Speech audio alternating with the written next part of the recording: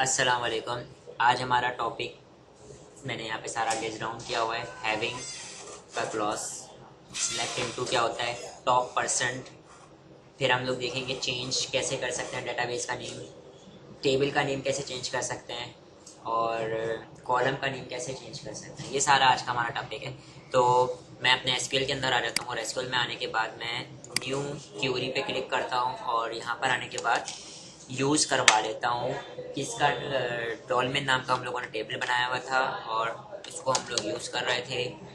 मैं यहाँ पर इसको यूज़ करवा लिया है और इसके अलावा मैंने यहाँ पे सिलेक्ट करके देखता हूँ, सिलेक्ट स्टैटिक फ्रॉम एम्प्लॉय। ठीक है, एम्प्लॉय नाम का हमारा टेबल था जिसके अंदर हमारे पास सारा डाटा मौजूद था। आपके सामने ये सारा डाटा आ रहा है। ठीक है, अच्छा, अब हैविंग का क्लॉज क्या होता है उसके बारे में थोड़ा जान लेते हैं।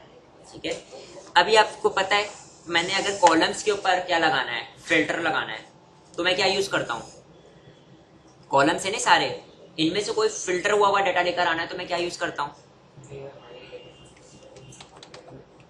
वेयर। फॉर एग्जाम्पल वेयर, मैं बोलता हूँ where ename is equal to, मैं बोलता हूँ क्या है, अहमद। तो क्या हो जाएगा, अहमद का रिकॉर्ड आ गया। तो इसका मतलब कॉलम्स के ऊपर अगर मैं फिल्टर लगा रहा हूं तो वेयर लगेगा। अगर मैंने अब यहां पर आता हूं, सिलेक्ट स्टैटिक फ्रॉम एम्प्लॉय, ठीक है, और हाँ मैं थोड़ा बड़ा कर देता हूं। सिलेक्ट स्टैटिक की जगह पर मैं क्या लिख देता हूं, काउंट, और यहां पे मैं क्या लिख देता हूं, आईडी। ठीक है, टोटल कितने स्टूडेंट है, 7 एम्प्लॉयज हैं। ठीक है, ये क्या है, ये मैंने क्या कर लिया, एक एग्रीगेटेड फंक्शन लगा लिया। आपको पता है एग्रीगेटेड फंक्शन, देखो अगर मैं एग्रीगेटेड फंक्शन यूज कर रहा हूं उसके साथ मैं नॉर्मल कॉलम को नहीं लिख सकता, मैं नॉर्मल कॉलम नहीं लिख सकता ना, सही है। एग्रीगेटेड के साथ अगर मैं कोई नेम को लेकर आना चाहूँ तो नहीं लेकर आ सकता, ग्रुप वाला ही डाटा आ सकता है अगर मैंने आगे ग्रुप बाय लगाया वो। ठीक है, अब मैंने इसके अंदर अगर फिल्टर लगाना है, इसके अंदर फिल्टर लगा, अब देखो फिल्टर मैं किस में लगाने जा रहा हूँ, एग्रीगेटेड फंक्शन में। मैं ये चाह रहा हूँ कि मैं ये चाह रहा हूँ कि जो है वो आईडीज क्या हो जाए, जितनी भी 4 से छोटी हैं आईडीज वो सारी आ जाए, वो सारी जो है वो काउंट होकर आए, 4 से छोटी आईडीज।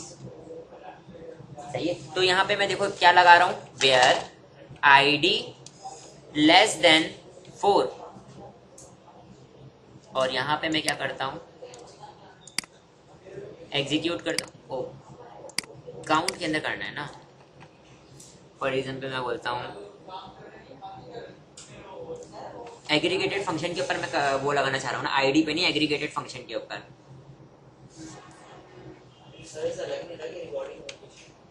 और मैंने इससे पहले थोड़ा वो आईडी वाला जो चीज़ है वो थोड़ी मिस्टेक मैंने गलत बता दिया था।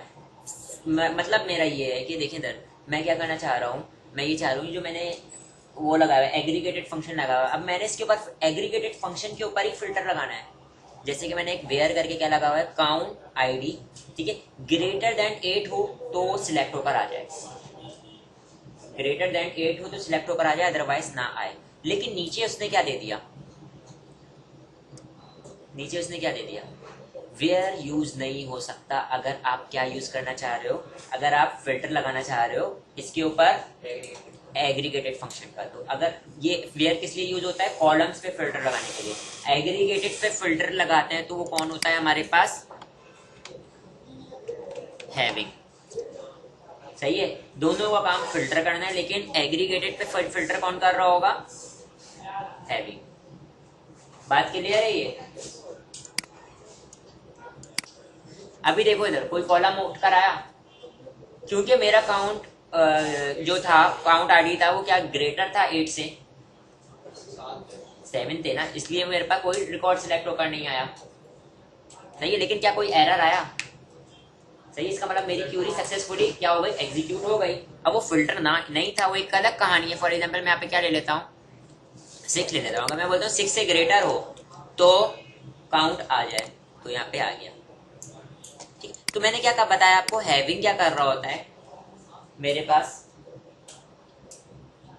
फिल्टर ही लगा रहा होता है, जैसे वेयर काम करता है। लेकिन वेयर क्या किस पे फिल्टर लगा रहा होता है, कॉलम्स पे फिल्टर लगा रहा होता है। अगर मैंने एग्रीगेटेड पे फिल्टर लगाना है तो मैं किसके थ्रू लगाऊंगा, हैविंग के थ्रू लगाऊंगा। ये पॉइंट नोट कर लो। अच्छा बेटा, अगर मेरे पास एक किसी क्यूरी में अगर सारे फिल्टर्स एक साथ अप्लाई, सारे हम लोगों ने क्लॉजेस एक साथ अप्लाई करने, तो क्लॉजेस की सीक्वेंस ये होगी, from, where, group by, having और ऑर्डर बाय। ठीक है, इन केस आपके पास ग्रुप बाय और हैविंग नहीं आता तो ऑर्डर, वेयर के बाद ऑर्डर बाय भी आ सकता है। ठीक है, बात क्लियर है बेटा। अब हमारे पास कौन सा वो है फिल्टर, हमारे पास कौन से वो है, क्या कहते हैं, अपना क्यूरी है सिलेक्ट इनटू। सिलेक्ट इनटू से मुराद क्या है, फॉर एग्जांपल आप कोई किसी टेबल के अंदर के एक टेबल है, फॉर एग्जांपल उस टेबल के अंदर मेरे पास बहुत सारे कॉलम है, 16-17 भी कॉलम होते हैं। ठीक है, अगर मैं उस पूरे टेबल का मैं सिर्फ पर्टिकुलर कॉलम्स को कहीं स्टोर करना चाह रहा हूँ, या पूरे के पूरे टेबल का डाटा मैं कहीं स्टोर करना चाह रहा हूँ, ठीक है, बैकअप के तौर पे, ठीक है, तो मैं क्या करता हूँ, सिलेक्ट इनटू करता हूँ। तो सिलेक्ट इनटू क्या करता है कि जो टेबल होता है ना उसका डुप्लीकेट बना देता है। ठीक है, और उस टेबल का डुप्लीकेट बना के, मतलब जितना भी रिकॉर्ड उसमें मौजूद होता है उतने ही कॉलम बना के उस टेबल के अंदर, दूसरे टेबल के अंदर उसमें रिकॉर्ड भी स्टोर करवा देता है। ठीक है, ये काम कौन करता है, सिलेक्ट इनटू करता है। ठीक है, तो अगर हम लोगों ने ये वाला काम करना है तो हम लोग किस तरीके से करेंगे, मैंने यहाँ पे मैंने एक लिखा हुआ था, मैं यहाँ पर आता हूँ, सिलेक्ट, सारे कॉलम चाहिए या पर्टिकुलर कॉलम चाहिए, आप पे डिपेंड करता है। अगर सारे कॉलम चाहिए तो मैं स्टैटिक लगा दूंगा। फिर मैंने क्या लिख दिया, इनटू, इनटू का कीवर्ड आ गया। फिर उसके बाद स्पेस देके मैंने कौन सा टेबल बनाना चाह रहा हूँ जिसमें सारा रिकॉर्ड आगे स्टोर हो जाए, जो टेबल का नाम आ जाएगा। फॉर एग्जाम्पल मैं टेबल का नाम, अभी टेबल नहीं बना हुआ, मैं यहाँ पे क्या लिख देता हूँ, बासित। तो इसका मतलब एक बासित नाम का टेबल बन जाएगा जिसके अंदर हमारे पास सारा का सारा मैं रिकॉर्ड स्टोर करवा लूंगा। तो फ्रॉम कौन से टेबल का, एम्प्लॉय।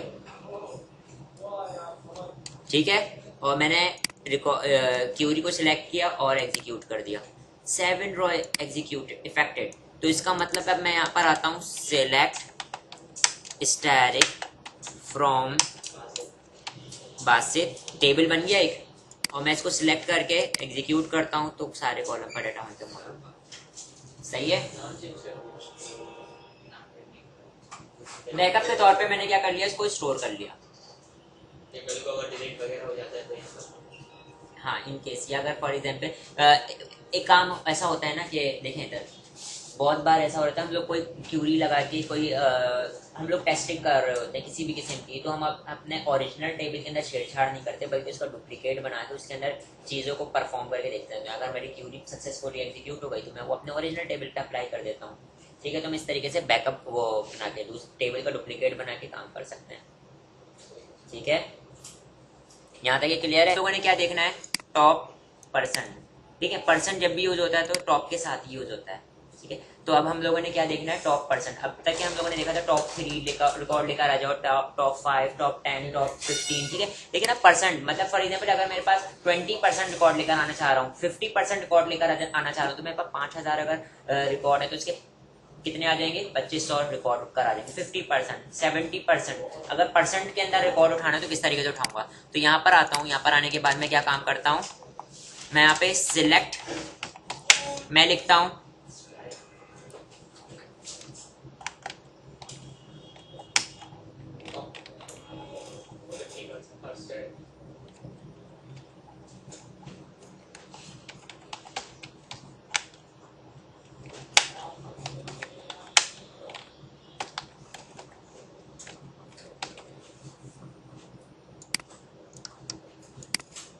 अच्छा 7 में से 50 क्या हो, या तो 60 हो या 40 हो, 4.5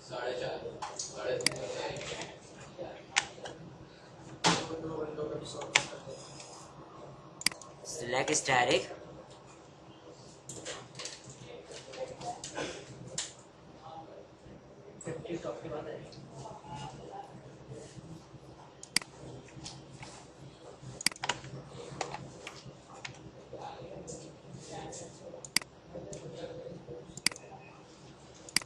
टॉप 50% के बाद आएगा उसका एक। ये छोटी छोटी सी चीज जो है ना,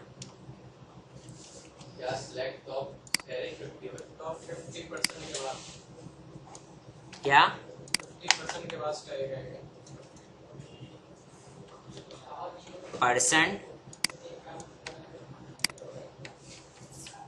अच्छा 50 तो हम पहले लिखेंगे ना, 50% स्टैटिक। अच्छा इसको देखो, टॉप 50% को सिलेक्ट करो, सारे कॉलम्स को, कहाँ से, एम्प्लॉय के टेबल से। कितने आ गए? 4 आ गए।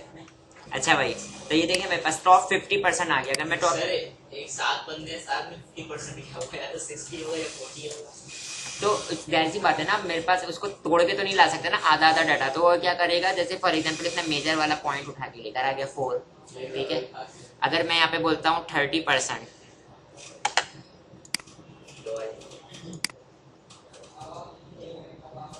सही है। तो मेरे पास इस तरीके से परसेंटेज के अंदर अगर मैंने डाटा उठाना है तो मैं किस तरीके से उठाऊंगा ये। अब हम लोगों ने क्या काम करना है, डेटाबेस का नेम चेंज करना है। अगर मैंने डेटाबेस का नेम चेंज करना है तो किस तरीके से चेंज करूंगा, ठीक है। मैं यहाँ पर आता हूँ और यहाँ पर आने के बाद मैं क्या लिख देता हूँ, डेटाबेस नेम चेंज। किस तरीके से चेंज करूंगा, ऑल्टर डेटाबेस, डेटाबेस, और डेटाबेस का नाम क्या है, ओल्ड डेटाबेस का नाम आ जाएगा। फॉर एग्जांपल मेरे पास यहाँ पे एक डेटाबेस है, मैं इसको नहीं चेंज करना चाह रहा, मैं शारिक वाले को चेंज करना चाह रहा हूँ, ठीक है। मैं यहाँ पे आने के बाद क्या लिखता हूँ, शारिक, ठीक है। अब मैं यहाँ पे क्या लिखूंगा, मॉडिफाई, और मैं यहाँ पे क्या कर दूंगा, मॉडिफाई के बाद नेम का कीवर्ड आएगा, नेम आएगा, और नेम इज इक्वल टू मैं क्या कर दूंगा, जो नया नाम होगा। तो मैं यहाँ पर आने के बाद मैं लिखता हूँ नेम इज इक्वल टू, और फॉर एग्जाम्पल मैंने लिख दिया शारिक 1, ठीक है। और इसको मैंने सिलेक्ट किया, सिलेक्ट करने के बाद एग्जीक्यूट किया।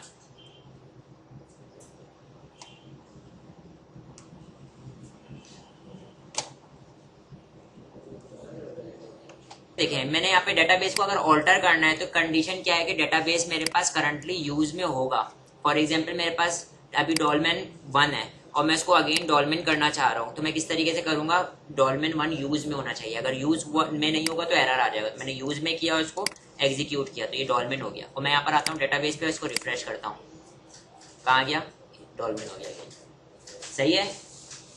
फिर इसके बाद हम लोगों ने क्या करना है, टेबल को, टेबल नेम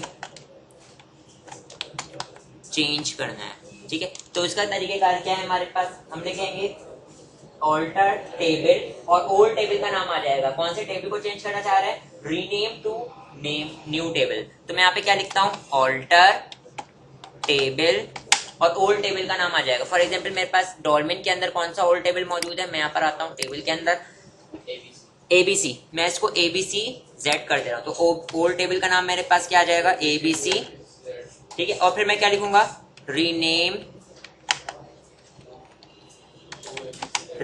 टू, और मैं यहाँ पे क्या लिख रहा हूँ, न्यू नेम, और वो क्या है मेरे पास, ABC Z।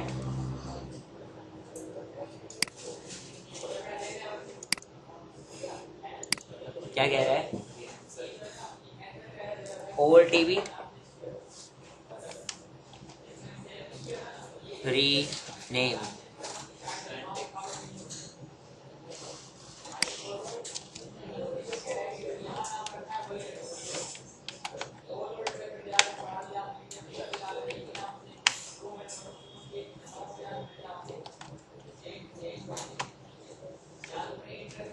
दूसरा तरीका अगर टेबल को रीनेम करना तो मैंने SP अंडरस्कोर रीनेम लिख दिया। क्या लिखा, SP अंडरस्कोर रीनेम, पुराने टेबल का नाम और नए टेबल का नाम, स्टोर प्रोसीजर है, ठीक है। हाँ जाहिर सी बात है, करंट डेटाबेस में, करंट डेटा, हाँ तो उसी का उसके अंदर अगर ABC नाम का टेबल मौजूद है तो वो उसको क्या कर देगा, ऑल्टर टेबल नेम चेंज कर देगा। सही है, ABC। Use me database. अगर यूज में नहीं होगा, देखो जो डेटाबेस यूज में उसी के अंदर के टेबल को ऑल्टर कर, उसके नेम को चेंज कर पाएगा ना, ठीक है। तो ये मैंने बता दिया, ठीक है। अच्छा, जो इससे पहले मैंने सिंटैक्स लिखा था वो हो सकता है कि मे बी माई सीक्वल का वो सिंटैक्स जो यहाँ पे वर्क नहीं कर रहा था वो, ठीक है। तो मैंने ये वाले सिंटैक्स से बता दिया। इससे क्या हुआ, मेरे पास वो टेबल का नेम हमारे पास क्या हो गया, ऑल्टर हो गया। फिर मैंने क्या करना है, कॉलम के नेम को चेंज करना है। तो यहाँ पे मैंने क्या लिखा, SP_rename, ठीक है। जैसे मैंने SP_ क्या लिखा था, रीनेम, ओल्ड टेबल का नेम और न्यू टेबल का नेम। अब इस तरीके से मैंने यहाँ पे क्या कर रहा हूँ, कॉलम के नेम को चेंज कर रहा हूँ। तो जितनी भी चीजें उसको मैंने किस में देना पड़ेगा, सिंगल कोड में देना पड़ेगा। 3 पैरामीटर यूज होंगे। पहले आपने क्या बताना पड़ेगा, ओल्ड कॉलम का नेम, न्यू कॉलम का नेम, और क्या कॉलम को कर रहे हो तो कॉलम लिख दूंगा, ठीक है। तो यहाँ पे आपने पहले ओल्ड कॉलम का जब नेम बताओगे तो पहले टेबल का नेम बताना पड़ेगा, डॉट करके क्या बताना पड़ेगा, उसको कौन से कॉलम को रीनेम करना चाह रहे हो। तो मैंने यहाँ पे ABC1 टेबल का नाम, डॉट उसका कॉलम, और उसको रीनेम किससे कर रहे हो, DID से, और क्या है वो एक कॉलम है, ठीक है। फॉर एग्जाम्पल मेरे पास, मैं यहाँ पे क्या कर देता हूँ, अब मेरे पास करंटली DID मौजूद है, मैं यहाँ पे क्या कर देता हूँ, मैं उसको कर देता हूँ ID कर देता हूँ। तो मैंने इसको सिलेक्ट किया और एग्जीक्यूट किया, चेंजेस हो गई। मैं यहाँ पर आता हूँ, टेबल को रिफ्रेश करता हूँ और इसके कॉलम्स में आता हूँ, क्या लिखा हुआ नजर आ रहा है, ID लिखा हुआ नजर आ रहा है, रीनेम हो गया, ठीक है। पहले क्या नहीं था, हाँ पहले DID था, तो मैंने इसको क्या कर दिया, ID कर दिया। इसी तरीके से अगर मैं इसको यहाँ से अब ID है ना, तो मैं अब ID लिख के और अब मैं इसको क्या कह दे रहा हूँ, XYZ, ठीक है। तो अब इसका मतलब कॉलम का नेम क्या हो जाएगा, XYZ। यहाँ पर आता हूँ, इसको रिफ्रेश करता हूँ, कॉलम पे आता हूँ, क्या हो गया, XYZ। कॉलम का नेम मेरे पास क्या हो गया, रीनेम हो गया, ये वाले सेंटेंस ठीक है। ये वाला जो है वो इसका MySQL का सिंटैक्स होगा, ठीक है। ये हमारे पास किसका सिंटैक्स है, SQL का, SP_rename के थ्रू, ठीक है। मैंने क्या किया, डेटाबेस का भी नेम रीनेम कर दिया और टेबल का भी नेम रीनेम कर दिया और कॉलम का भी नेम रीनेम कर दिया। इसको नोट कर लें।